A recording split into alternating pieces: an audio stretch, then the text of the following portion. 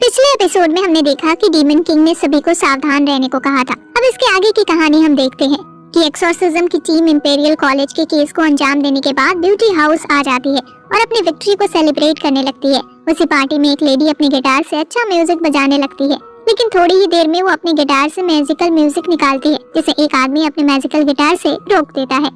अब उन दोनों के बीच मैजिकल फाइट होने लगती है। फाइट के दौरान वो आदमी उस लेडी को मार गिराता है। इसके बाद लेडी डीमन को देखते हैं जो एक रास्ते पे जा रहे हैं। वो आदमी को बहुत ध्यान से देख रही होती है और ली भी उसी आदमी को देखने लगता है। तो वीगन उससे पूछता है कि ये कौन है। तो ली वीगन को बताता है कि ये आदमी मेरे साथ रॉयल आर्मी में था। अगले दिन इन सभी के सामने अजीब अजीब केसेस आने लगते हैं, जैसे कि किसी का बच्चा सारी रातें रोता रहा, किसी का म्यूल गायब हो गया। ये बातें सुनकर ली काफी गुस्सा होता है, लेकिन इसके बाद उन्हें सीरियस केसेस मिलने लगते हैं, जिससे उसे पता चलता है कि सिटी लोग रहस्यमयी तरीके से मर रहे हैं। तो वे सभी कोर्ट ऑफ एक्सोर्सिज्म में आते हैं और उन केसेस पर डिस्कस करने लगते हैं। तभी उनके पास वही आदमी आता है जो ली के साथ रॉयल आर्मी में था। उसकी हालत काफी खराब होती है और वो उन्हें बताता है कि उसने किसी शैडो के वश में आकर अपनी आंटी के साथ उनके बच्चों को मार दिया। ये बात सुनकर ली उस शैडो के हुलिये के बारे में पूछता है। तो वो आदमी कहता है कि मैं खून देखकर इतना डर गया था कि उसे ठीक से नहीं देख पाया। इसके बाद ली उस आदमी को कोर्ट भेजकर अपनी टीम के साथ उसके आंटी के घर जाता है, जहाँ पर उन्हें एक ड्रैगन स्केल मिलता है। इसके बाद हम एक्सोर्सिज्म की टीम को देखते हैं जिसके हाथ ड्रैगन स्केल लगा होता है।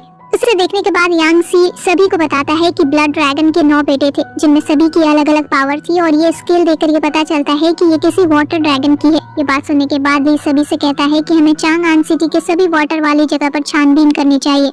इसके बाद वे सभी होंगजून के पेट को एक नदी में भेजते हैं, जहाँ पर वो ड्रैगन को ढूंढने की कोशिश करता है। थोड़ी ही देर में एक ड्रैगन होंगजून के पेट के पीछे से गुजरता है, जिसे ली देख लेता है और वो सभी को अलग अलग जाकर उसे ढूंढने को कहता है और अगली सुबह कोर्ट ऑफ एक्सोर्सिज्म में मिलने को भी कहता है।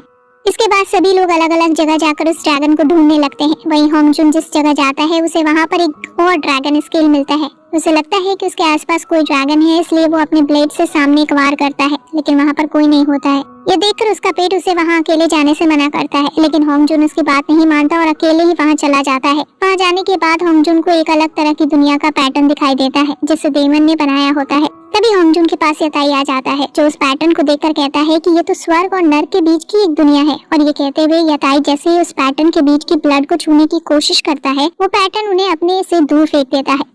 तभी वहाँ एक ड्रैगन आ जाता है और वो उन पर हमला कर देता है। ये देखकर वे दोनों उस ड्रैगन से लड़ने लगते हैं। होंगजून अपने शील्ड की मदद से उस ड्रैगन को रोकने की कोशिश करता है, लेकिन वो ड्रैगन इतना शक्तिशाली होता है कि वो शील्ड को तोड़ देता है।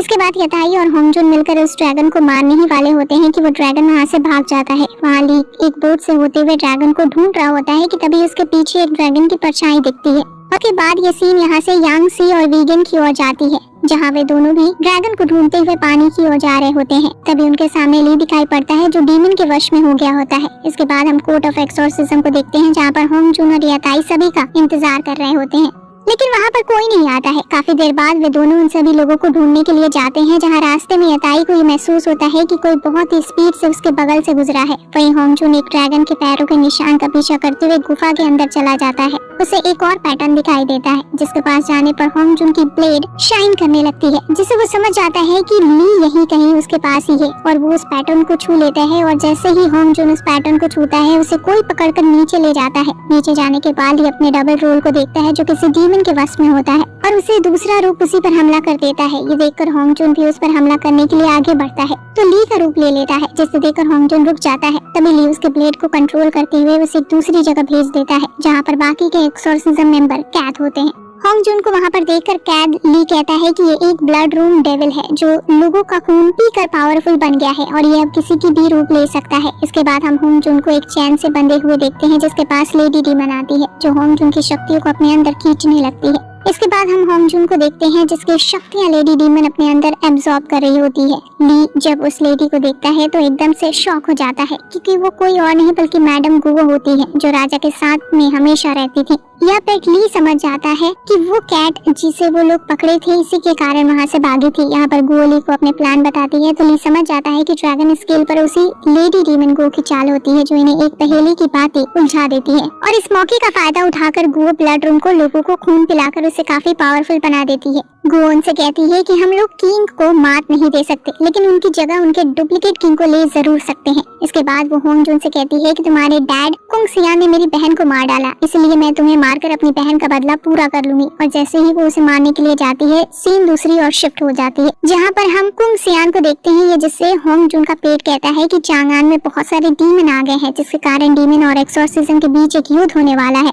तो कुंग सियान उस पेट से कहते हैं कि कोर्ट ऑफ एक्सोर्सिज्म से कहना है कि वे लोग सही वक्त का इंतजार करें, और वे कहते हुए वहाँ से चले जाते हैं। वहीं हम गो को देखते हैं जो होंगजुन को काफी तकलीफ दे रही होती है, और जैसे ही तभी उसे कुंग सियान के आने का एहसास होता है तो वो वहाँ से चली जाती है। लेकिन उसके चले जाने के बाद वहाँ पर याजी नाम का एक डीमन आता है जो एक ड्रैगन का बेटा होता है, और वो होंगजुन को मारने लगता है। ये देखकर ली अपनी पूरी ताकत लगाकर अपनी जंजीर को तोड़ देता है और होंगजुन को बचाने चला जाता है, लेकिन याजी उन दोनों से काफी ताकतवर होने के कारण उन दोनों पर भारी पड़ता है। ये देखकर ली जब उसकी कमजोरी के बारे में पूछता है तो यांग से उसे बताता है कि ड्रैगन के रूप में याजी का हाथ गले से 2 इंच नीचे और आदमी के रूप में सीने के ठीक बीच में होता है। याजी की कमजोरी जानने के बाद होंगजुन सभी को कैद से आजाद कर देता है, और सभी आजाद होते ही याजी पर हमला कर देते हैं। होंगजुन अपनी ब्लेड से याजी पर जब वार करता है तो उसका ब्लेड एक पिंजरे के चेन से टकराता है, जिसकी एक कड़ी टूट जाती है, और ली मौका देखकर याजी को धक्का दे देता है, जिससे वो पिंजरा याजी के ऊपर गिर जाता है। तो याजी काफी गुस्सा होता है और ड्रैगन के रूप में आ जाता है। ड्रैगन के रूप में आने के बाद याजी ली को बहुत ही बुरी तरह मारता है। इस बात से होंगजुन काफी दुखी होता है और अपनी ब्लेड को याजी के हाथ के आर पार कर देता है, जिससे याजी की मौत हो जाती है।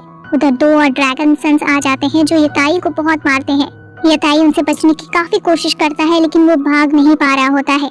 तो वहाँ पर वही आदमी आता है जो ब्यूटी हाउस में लेडी के मैजिकल म्यूजिक से सभी को बचाया था। वे दोनों ड्रैगन जब उस आदमी को देखते हैं तो वहाँ से भागकर ली और होंगजुन पर हमला कर देते हैं। वे दोनों ली को बहुत ही बुरी तरीके से मारते हैं, जिससे ली की हार्ट बीट धीमी हो जाती है। यहाँ पर ली को अपने अंदर की हार्ट लाइट दिखाई देती है। इसके बाद हम देखते हैं कि ली अपने अंदर के हार्ट लाइट पर कंट्रोल पा लेता है और वो उसे छूते ही पावरफुल बन जाता है। इसी बीच एक ड्रैगन ली को एक जोरदार पंच मारने की कोशिश करता है, तो ली उसके हाथ को पकड़ लेता है और उसे बहुत दूर फेंक देता है। और यहाँ पर हमें पता चलता है कि ली हार्ट लाइट की वजह से काफी शक्तिशाली बन गया है। एक ड्रैगन जैसे ही ली को मारने के लिए आता है, ली अपनी एक अंगुली से ही उसे ड्रैगन को मार देता है। वहीं दूसरा ड्रैगन भी अपने असली रूप में आकर ली पर हमला कर देता है, तो ली अपनी तलवार को लेकर उस ड्रैगन के शरीर को बीच से फाड़ देता है। इस प्रकार दूसरा ड्रैगन भी मारा जाता है। फाइट के बाद ली को वीकनेस आ जाती है, तो यांग सी कहता है कि हार्ट लाइट एक खतरनाक वेपन की तरह है, जिसके साथ जुड़ने की वजह से ली की हार्ट बीट रुक सकती है, जिससे वो मर भी सकता है।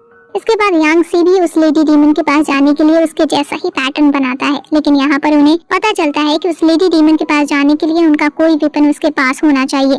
तो होंगजुन कहता है कि मेरा ब्लड उस लेडी के पास है, जिसकी मदद से वे सभी उस पोर्टल के अंदर चले जाते हैं। वहीं दूसरी तरफ हम देखते हैं कि लेडी डीमन किंग के पास होती है और वो किंग के लिए फ्रूट ले जाती है। इसके बाद लेडी डीमन किंग के साथ बातें करने लगती है, तभी वहाँ पर ली आ गिरता है। ली को वहाँ पर देखकर किंग काफी गुस्सा होता है। इसी बीच बाकी के मेंबर भी आ जाते हैं, जिन्हें देखकर गो उन्हें पकड़ने के लिए सैनिकों को आदेश देती है। सभी सोल्जर गो के वश में होते हैं, इसलिए गो का आदेश सुनते ही सभी सोल्जर उन पर हमला कर देते हैं। यहाँ पर एक बहुत ही खतरनाक फाइट होती है। फाइट के दौरान सभी लोग गो से होंगजुन की रेनबो लाइट लेने की कोशिश करते हैं, और फाइट के दौरान गो से वो रेनबो लाइट हवा में उछल जाता है, जिसको देखकर सभी लोग उसकी ओर टूट पड़ते हैं, लेकिन होंगजुन अपनी रेनबो लाइट लेने में कामयाब हो जाता है। वहीं गो महल के बाहर निकलकर सभी सोल्जर को अपने वश में कर लेती है और उन पर हमला करने का आदेश देती है। वे लोग सोल्जर को बिना चोट पहुंचाए ही वहां से निकलने की कोशिश करते हैं, लेकिन सोल्जर उन्हें वहां से जाने ही नहीं देते। तो यताई वहां पर आता है और सभी पर एक मैजिक पाउडर डालता है, जिससे सभी सोल्जर अपने होश में आ जाते हैं और उन पर हमला नहीं करते हैं। वहीं सभी मेंबर जब डीमन गो के पास जाते हैं तो वो अपने असली रूप में आ जाती है, और इसी के साथ सीजन 1 यहीं पर खत्म हो जाता है। तो वीडियो अगर अच्छी लगी तो चैनल को सब्सक्राइब करके बेल आइकन जरूर दबाएं।